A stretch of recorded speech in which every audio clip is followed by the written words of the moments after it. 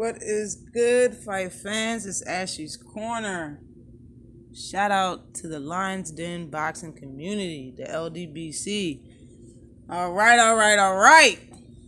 I'm going to get right into it, okay? You already know how I get down.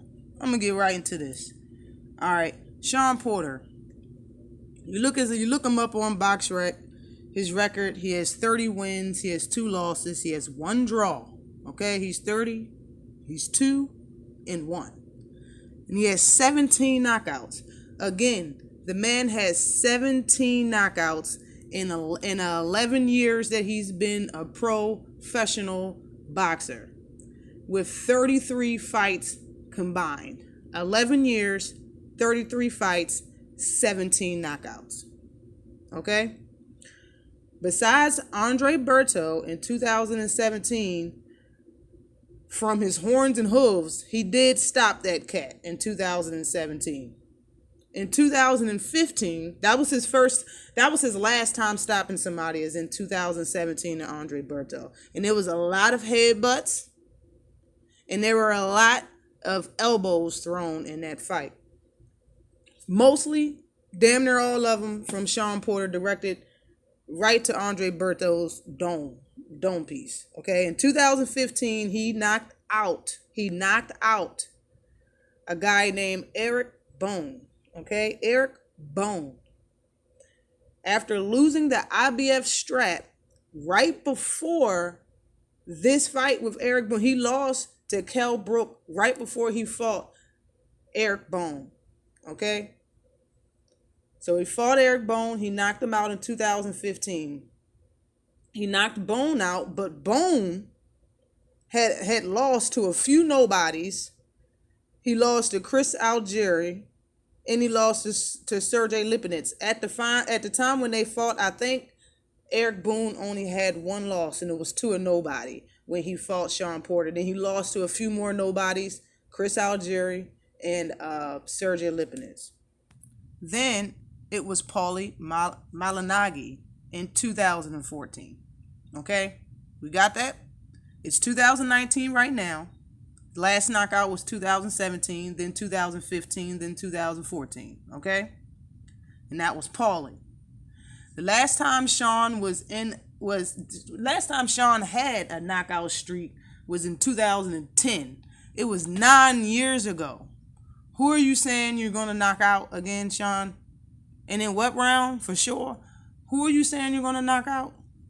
Now I want to address this weight bully shit again. One more time. I'm going to address this weight bully shit.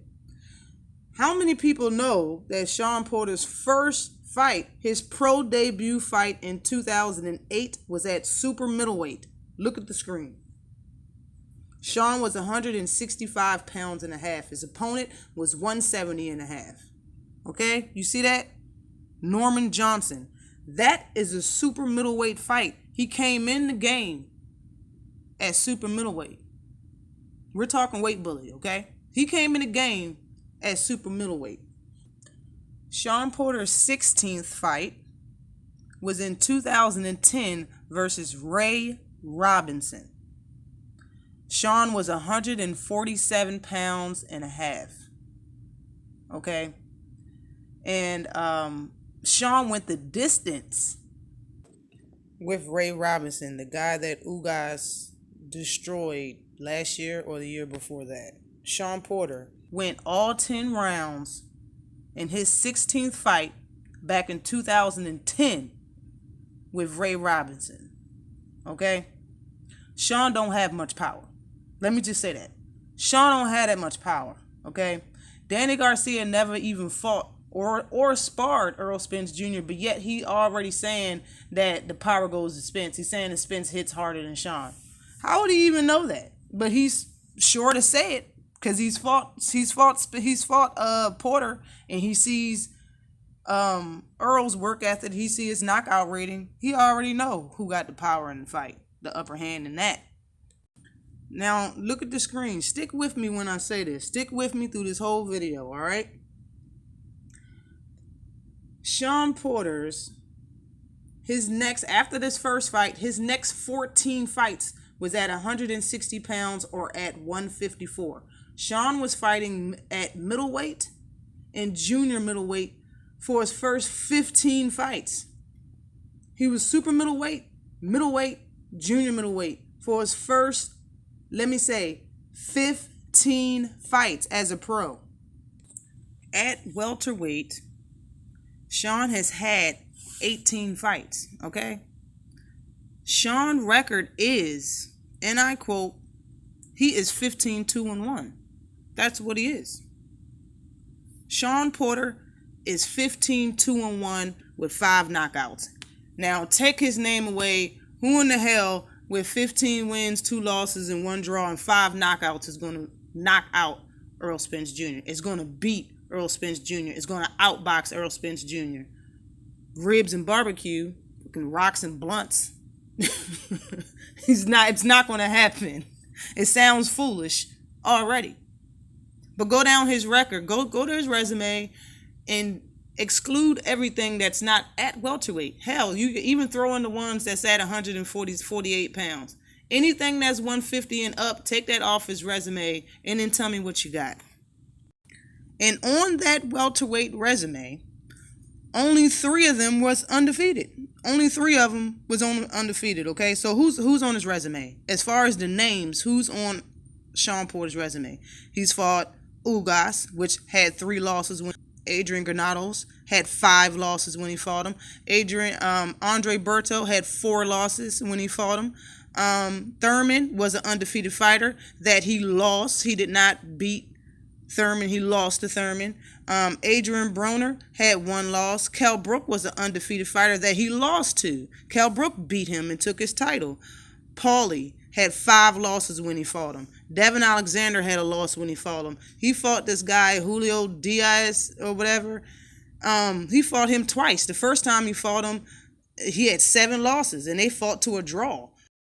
And then in the rematches, he had an extra loss. He had 8 losses in the rematch, and they fought to the fight went the distance. He won both. He won the second fight, but that fight even went the distance. And the other name, there's only one more name that's on his resume that is an actual name that people know. I mean, he ain't all that, but people actually know these people. Not all these fighters are great fighters. That's on his resume. They're just names.